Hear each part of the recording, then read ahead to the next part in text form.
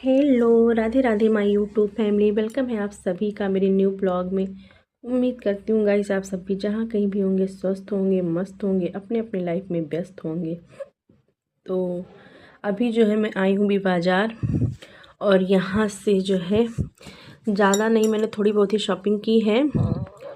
और आने को तो मैं बहुत दिनों से सोच रही थी कि मतलब जा कर के देखते हैं, क्योंकि कुछ सामान मतलब लेना था, लेकिन नहीं आई भी।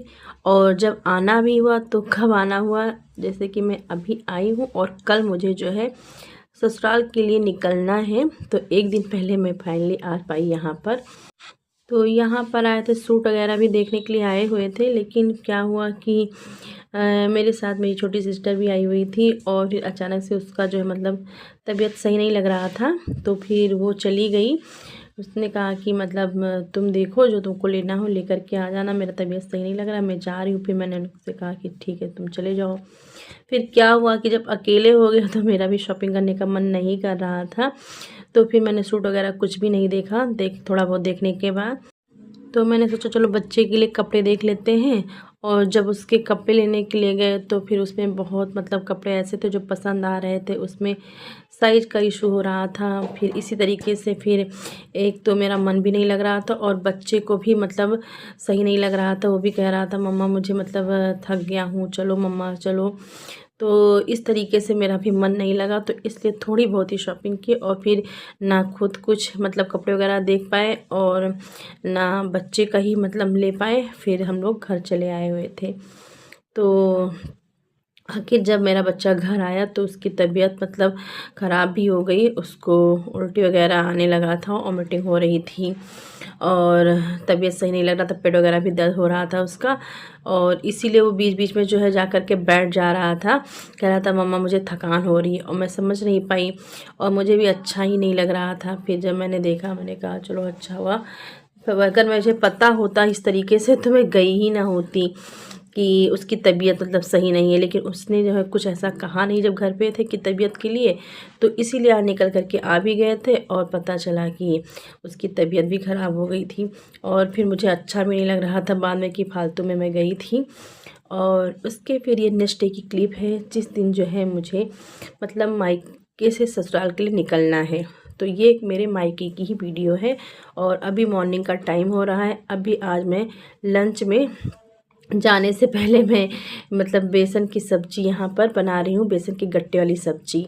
और क्या हुआ, जब गई थी तभी से मैं कई बार मम्मी से बोली मैं कि मतलब बनाऊँगी ये वाली सब्ज़ी, और ऐसा हुआ कि बना ही नहीं पाई।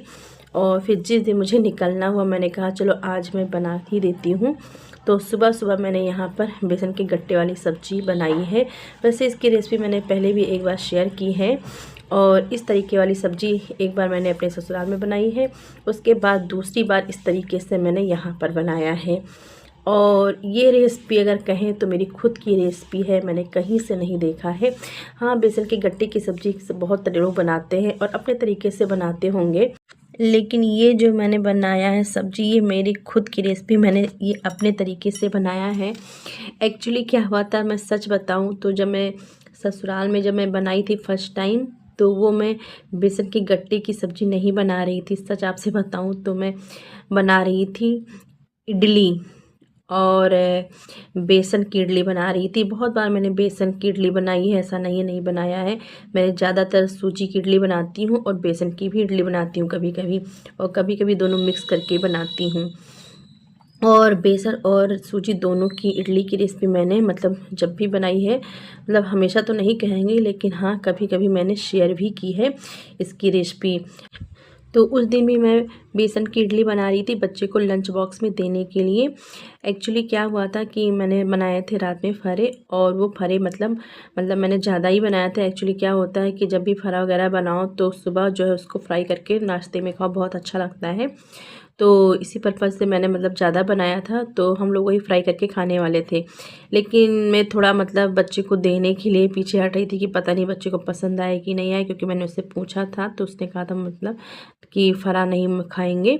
तो मैंने कहा चलो इसके लिए इडली बना देते हैं। और जब मैं इडली बनाने लगी बेसन की, एक्चुअली उस समय मेरे पास सूजी नहीं था ना, तो मैं सूजी की ही इडली बनाती। क्योंकि उस समय जो है हमारे पास इनो नहीं था, और बिना इनो के भी मैंने कई बार सूजी की इडली बनाई है और मतलब अच्छी बन जाती है। दही वगैरह डाल करके बनाओ।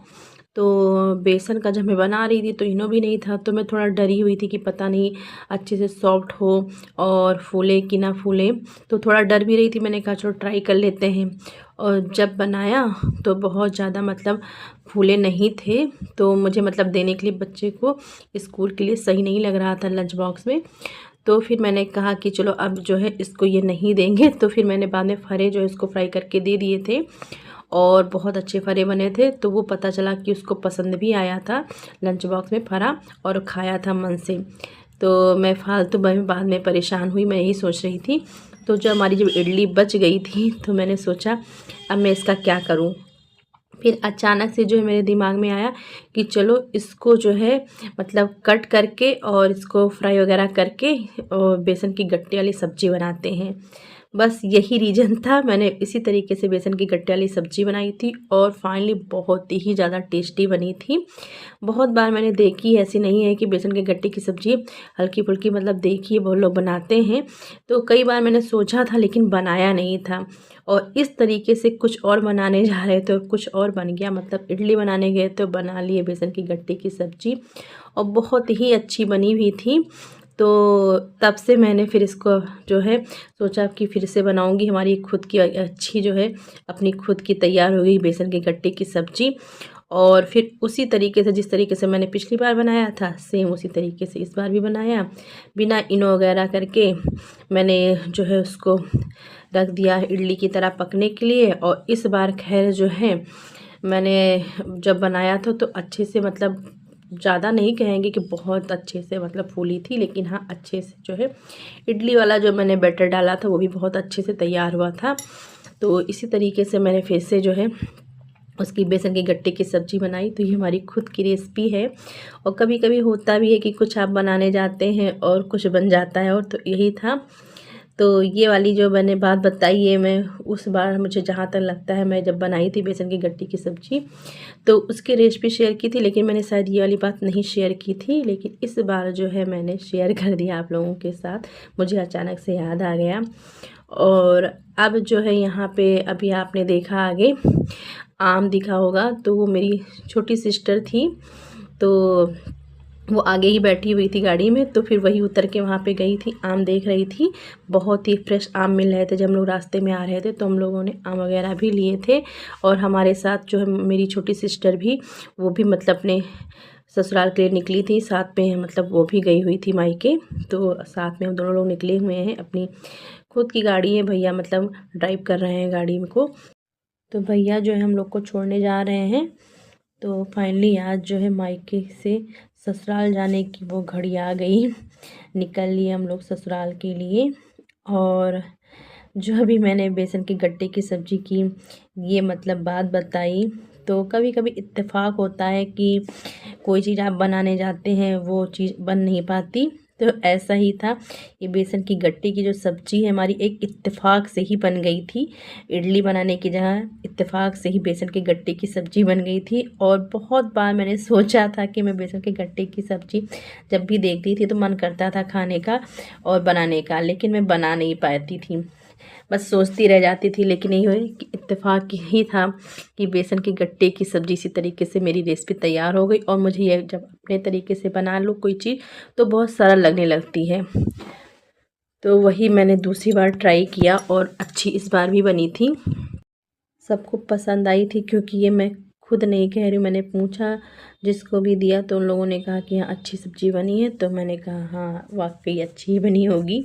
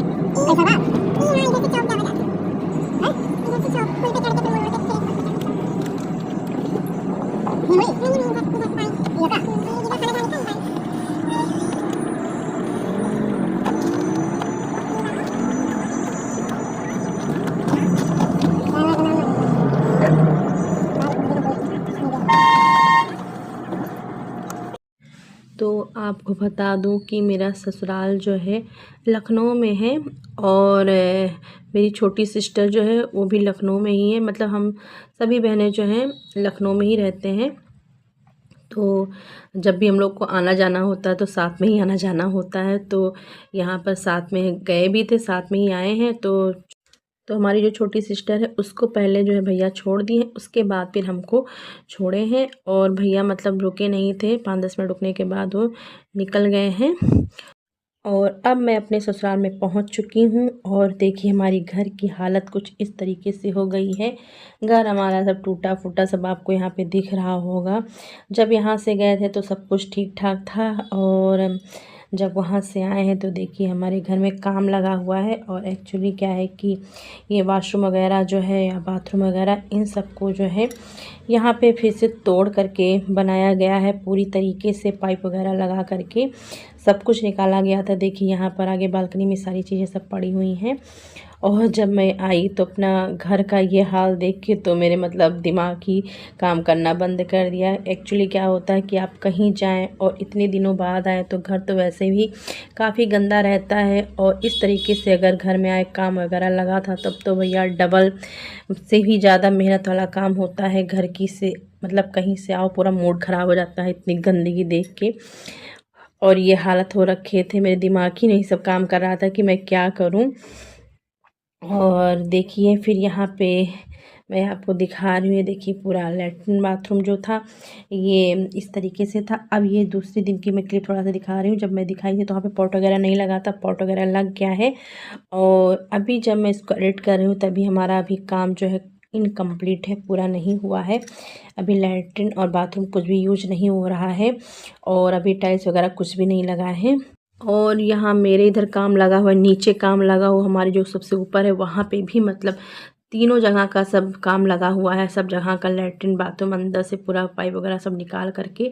एक्चुअली क्या हो रहा था कि पानी जो है मतलब कुछ था सीलन होता था, पानी सही से मतलब नहीं एब्जॉर्ब कर पा रहा था, कुछ ऐसा था जिसकी वजह से फिर से तोड़ करके बना हुआ है।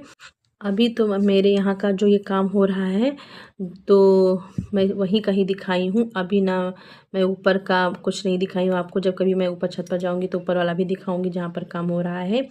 तो मतलब पूरी घर की स्थिति ख़राब हो रखी है। इतना मतलब दिमाग इस तरीके से हिल गया है कि समझ नहीं पा रहे कैसे मेरा मतलब एक एक दिन निकल रहा है। और यहाँ पर देखिए बारिश हो रही है।